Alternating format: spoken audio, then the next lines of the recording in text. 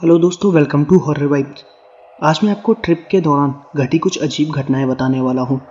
ये सारी घटनाएं मुझे रेडिट से मिली है। लेकिन वीडियो शुरू करने से पहले मैं ये बता दूं कि अगर आप चैनल पर नए हैं और आपको हॉरर स्टोरीज और मिस्टीरियस स्टोरीज सुनना पसंद है तो आप हॉरर वाइब्स को सब्सक्राइब कर सकते हैं। और अगर आपके साथ भी कोई अजीब सी घटना घटी हो तो वो सारी घटनाएं आप मुझे मेरे इंस्टाग्राम पर भेज सकते हैं। मैं अपने इंस्टाग्राम का लिंक वीडियो के डिस्क्रिप्शन में दे दूंगा। साथ ही वीडियो पसंद आए तो चैनल को सब्सक्राइब करना मत भूलिएगा। वीडियो को लाइक ज़रूर करिएगा। मुझे कमेंट करके ये बताइएगा कि आपको वीडियो कैसी लगी और मैं अगली वीडियो किस टॉपिक पर बनाऊं। तो ज़्यादा टाइम न लेते हैं, वीडियो को करते हैं शुरू और खो जाते हैं अंधेरों में।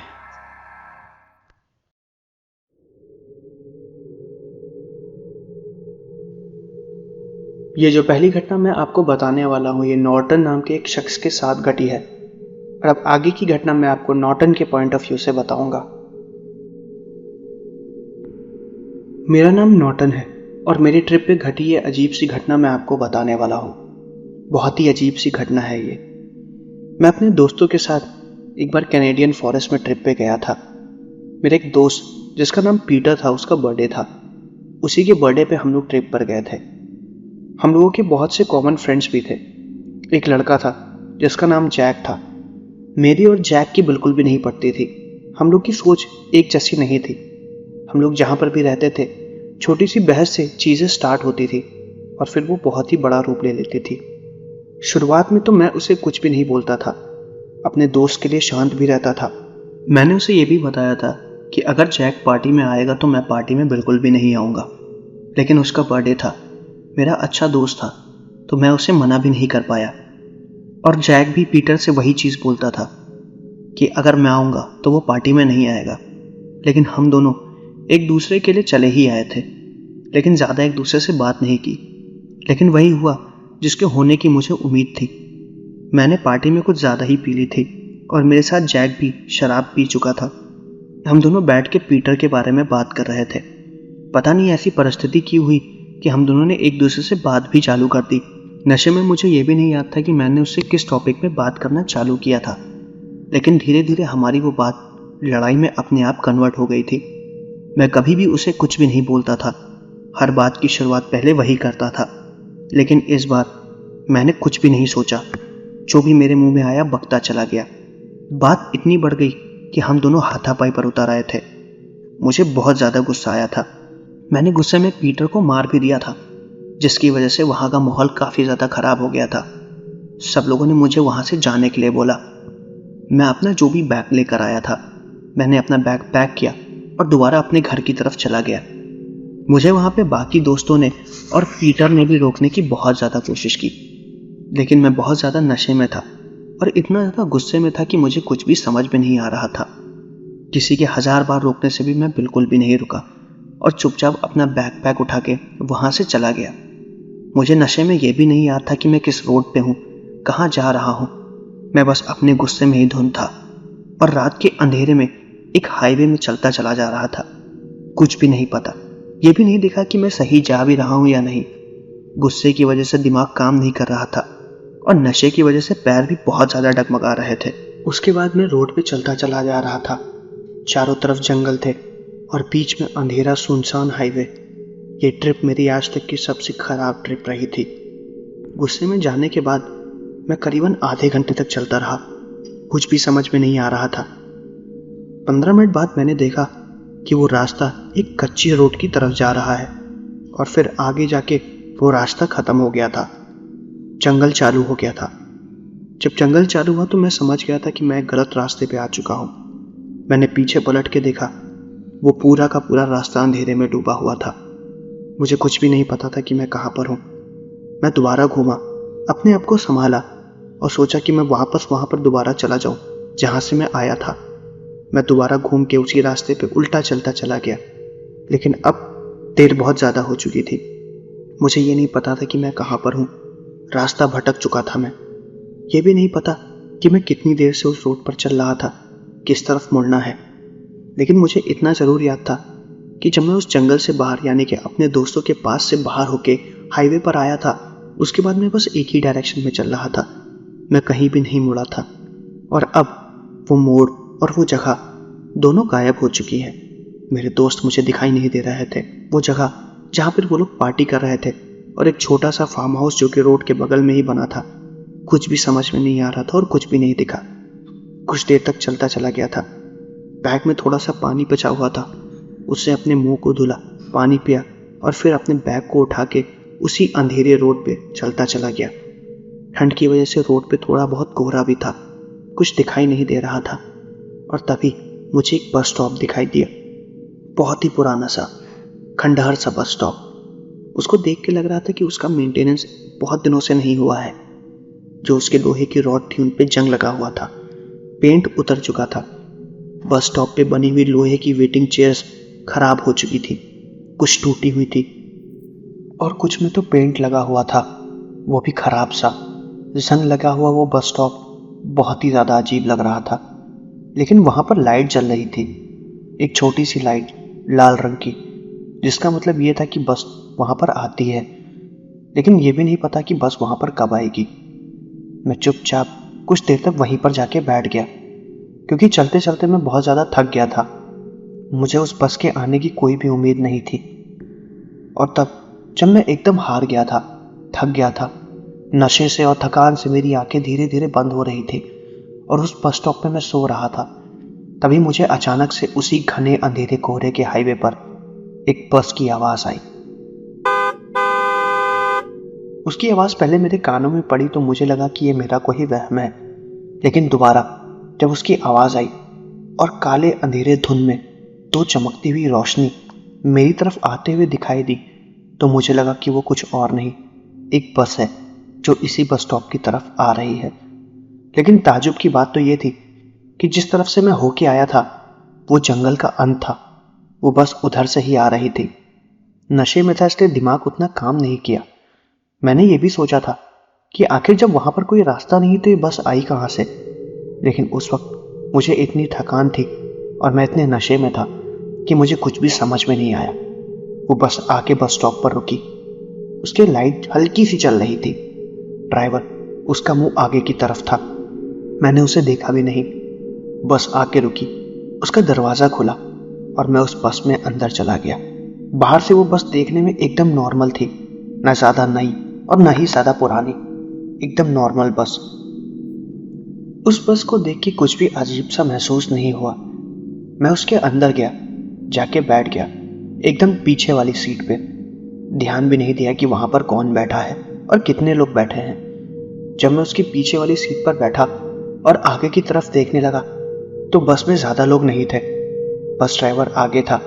मुझे आज भी हल्का फुल्का धुंधला याद है, उस बस के अंदर शायद 5 या 6 लोग बैठे थे, 2 आदमी, 2 औरतें और एक और औरत बैठी थी जिसके हाथ में एक छोटा सा बच्चा था, क्योंकि उस बच्चे की रोने की आवाज़ भी हल्की फुल्की मेरे कानों में आ रही थी। मुझे ये नहीं पता वो बस कहाँ जा रही थी और ना ही मुझे ये पता था कि उस बस का कंडक्टर या ड्राइवर कौन था। मैं चुपचाप पीछे की सीट पर जाके बैठ गया, अपने सामान को रखा और मुझे ये भी नहीं पता कि मेरी कब आंख लग गई। करीबन 15 मिनट बाद मेरी आंख फिर खुली और मैंने देखा कि बस चुपचाप अंधेरे में चलती चली जा रही है। तब मेरा नशा हल्का फुल्का उतर चुका था। मैं दोबारा अपनी सीट पर उठ के बैठ गया, अपने होश को संभाला। आंखों से धुंधला दिखाई दे रहा था, लेकिन फिर भी अपने भौं को सिकोड़ते हुए और माथे को सिकोड़ते हुए देखने की कोशिश की। वो लोग जो कि बस के अंदर बैठे हुए थे वो और ज्यादा बढ़ चुके थे, और ज्यादा लोग आके बैठ गए थे। सब सामने की तरफ देख रहे थे, पीछे की तरफ कोई भी नहीं देख रहा था। वो सब बहुत ही ज्यादा अजीब थे, किसी में किसी तरह की कोई हरकत नहीं हो रही थी, सब बस चुपचाप सामने की तरफ देख रहे थे। मैंने उस चीज पर ज्यादा ध्यान नहीं दिया, बस के कोने वाली सीट पर गया और चुपचाप अपने सर को बस की एक सीट पर टिका के बैठ गया और नशा उतरने का वेट कर रहा था, क्योंकि उस वक्त मुझे कुछ भी समझ में नहीं आ रहा था। फिर थोड़ी देर बाद बस कहीं पर रुकी। मैंने खिड़की से सर बाहर निकाल के देखा तो वो एक अंधेरा जंगल था, एक और बस स्टॉप, पुराना। लेकिन ताज्जुब की बात तो ये थी कि वो बस स्टॉप हूबहू वैसा ही था जहां पर मैं बैठा हुआ था। वही संग खाया हुआ बस स्टॉप, चलती हुई एक लाल छोटी सी लाइट, टूटी हुई सीट और जंग खाए हुए खंबे। मुझे बहुत ही ज्यादा अजीब लगा। मुझे 1 घंटा हो गया था उस बस में बैठे हुए, लेकिन हम अभी तक वहीं थे और जितनी बार बस वहां पर रुक रही थी कोई ना कोई बैठ रहा था। और ये चीज फिर लगातार 4 बार हुई। बस बार बार उसी बस स्टॉप पर जाकर रुक रही थी। मैं लगातार एक ही रास्ते पर चला जा रहा था। मुझे पहले लग रहा था कि मुझे नशा बहुत ज्यादा हो गया है, लेकिन आज से पहले भी मैं इससे ज्यादा पी चुका हूं। लेकिन इस तरह का कोई भी वहम मेरे साथ पहले कभी भी नहीं हुआ। इस बार जब बस रुकी तो मैं बस स्टॉप के पास उतरने की कोशिश कर रहा था। मैंने तुरंत अपना सामान उठाया, बस ड्राइवर को बस रोकने के लिए बोला, लेकिन उसने बस नहीं रोकी। मैं चुपचाप भागते हुए बस ड्राइवर के पास गया और उससे चिल्लाकर बोला कि वो बस को रोके, लेकिन उसने बस को बिल्कुल भी नहीं रोका। वो बहुत ही अजीब सी बस थी। उसने बस की लाइट्स भी नहीं जलाई थी, अंधेरे में ही बस को चलाया जा रहा था। और मैंने जब पीछे मुड़ के उन पैसेंजर्स को देखा जो कि मेरे साथ उसी बस पर बैठे हुए थे, तो उनके चेहरे एकदम बदल चुके थे। सबके चेहरे एकदम सफेद थे, आंखें बंद थी, जैसा लग रहा था कि वो लाशें हैं, जिंदा लाशें जो आकर चुपचाप उसी बस के उन सीटों पर बैठ गई हैं। सबकी आंखें बंद थी और चेहरे चमक रहे थे। मैं बहुत ज्यादा डर गया था। एक औरत जिसके हाथ में एक छोटा सा बच्चा था, उसका भी रोना बंद हो चुका था। उन्होंने किसी भी तरह की कोई हरकत नहीं की। बस ड्राइवर अपने हाथों को भी नहीं हिला रहा था, जिससे वो स्टीयरिंग के यूज करके बस को घुमाता है। उसने स्टीयरिंग को बस सीधा पकड़ा हुआ था।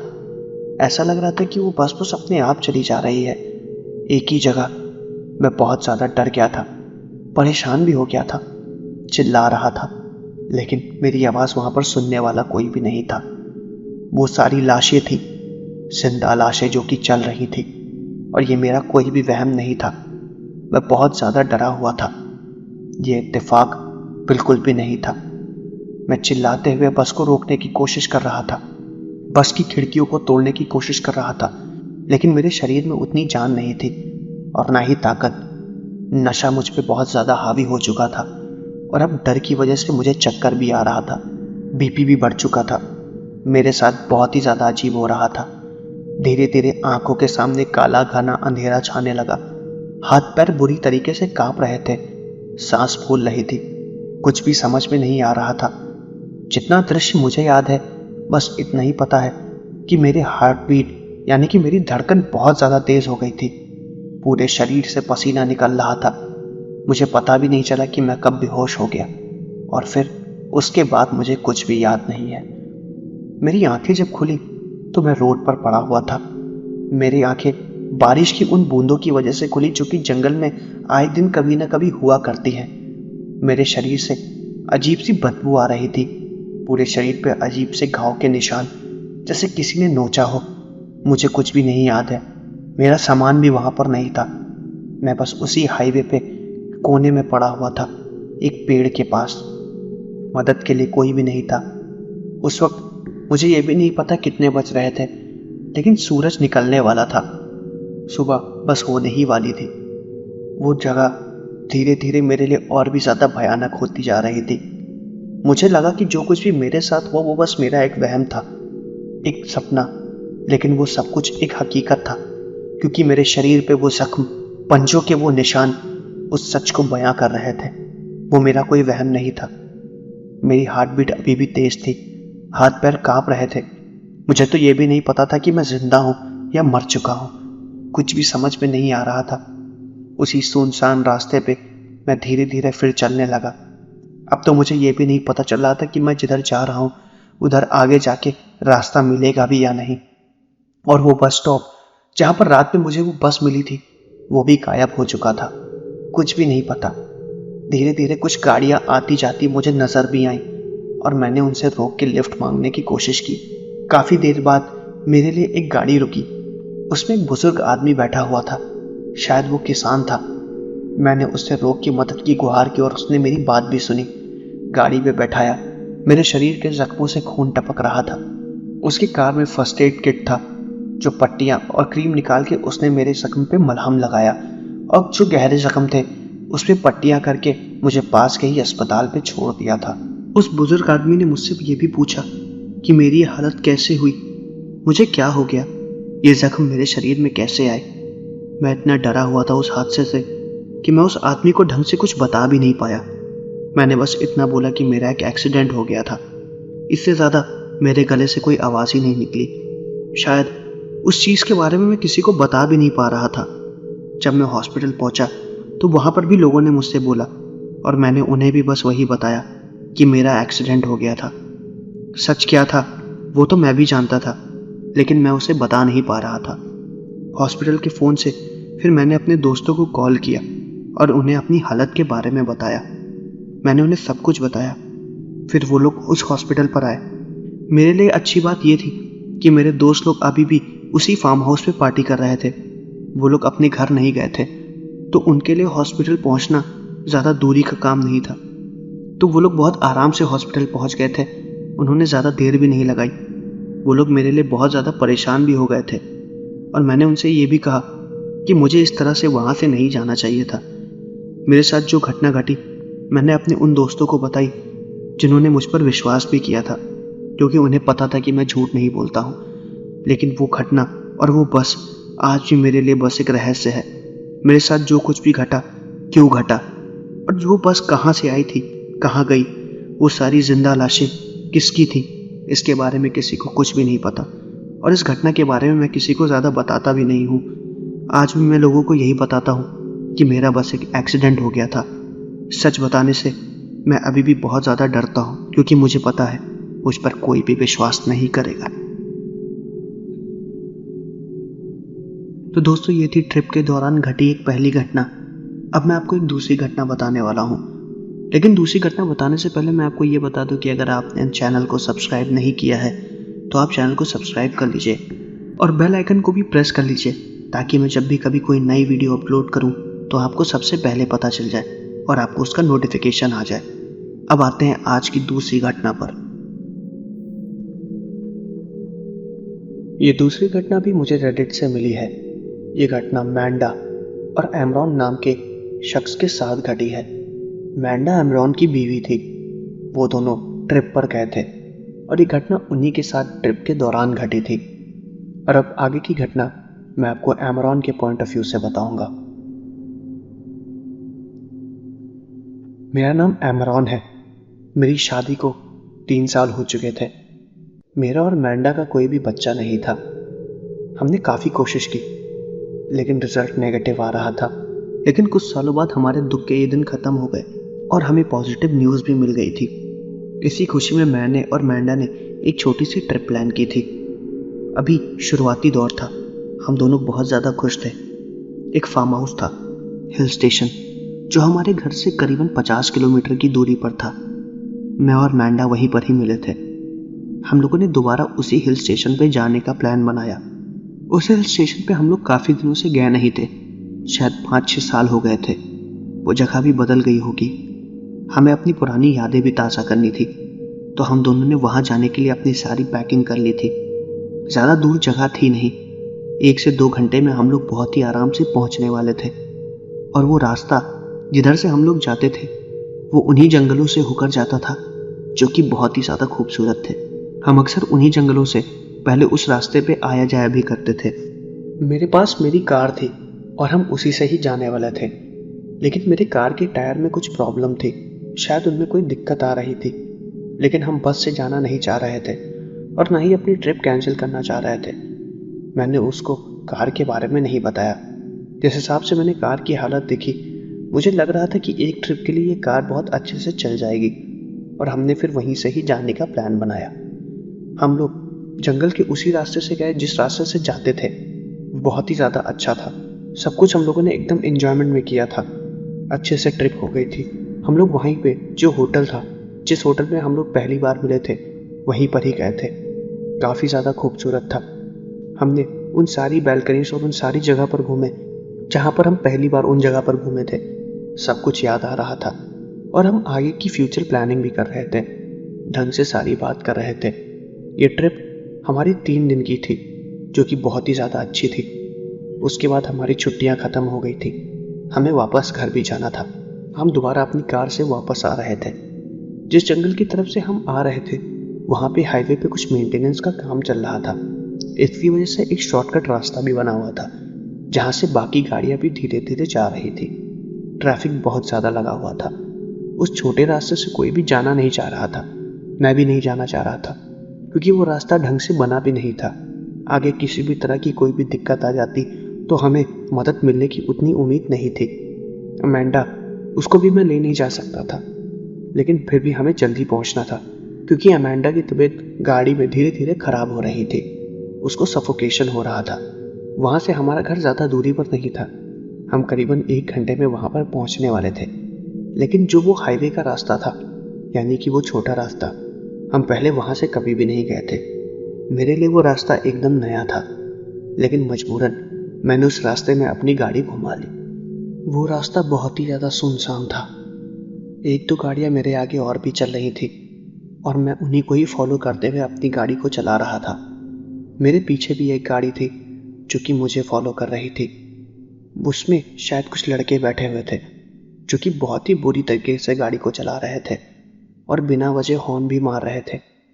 मैंने किसी तरह गाड़ी को साइड लगा के उन्हें पास दिया, और फिर वो लोग काफ़ी ज़्यादा रफ्तार में गाड़ी को लेकर चले गए। मैंने गाड़ी वहीं पर ही रोक दी थी।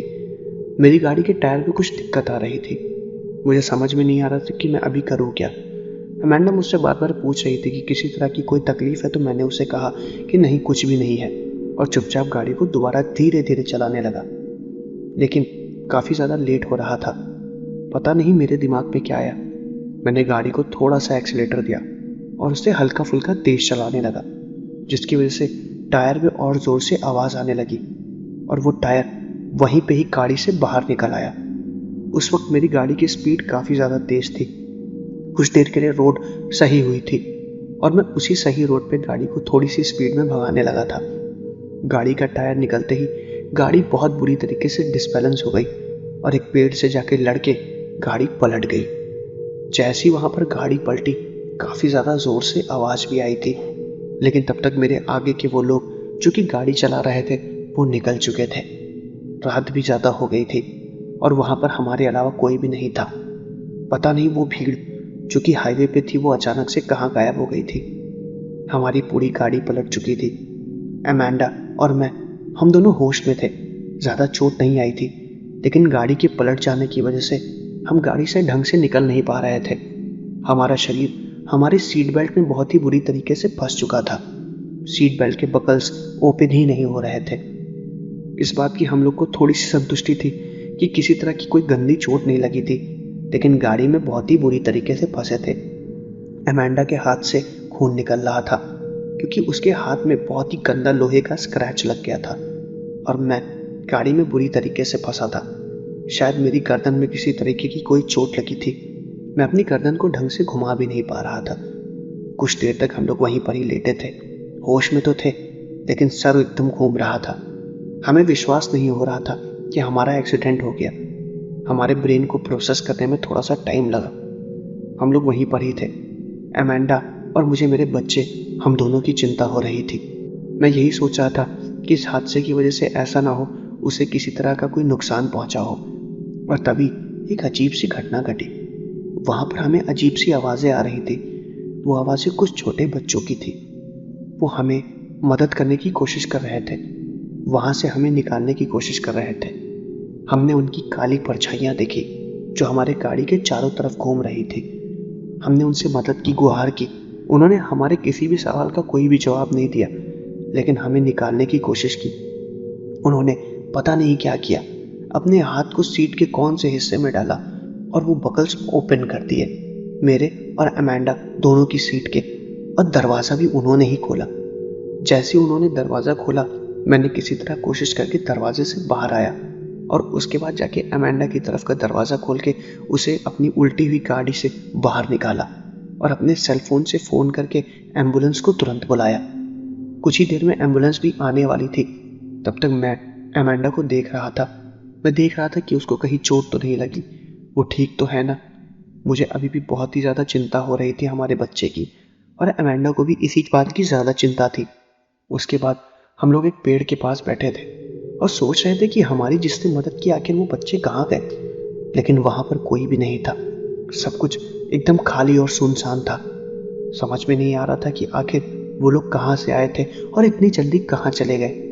मैं और अमेंडा यही बातें कर रहे थे। करीबन 15 मिनट बाद एम्बुलेंस भी आ गई थी। साथ में एक पुलिस व्हीकल भी आई थी। उसने हमारी गाड़ी देखी। एम्बुलेंस ने हमें फर्स्ट एड किट दी और हम वहीं पर ही कुछ देर तक बैठे हुए थे। मेरी गर्दन में बुरी तरीके से चोट लग गई थी, लेकिन मेरी किस्मत अच्छी थी कि इतनी कोई सीरियस चोट नहीं आई थी।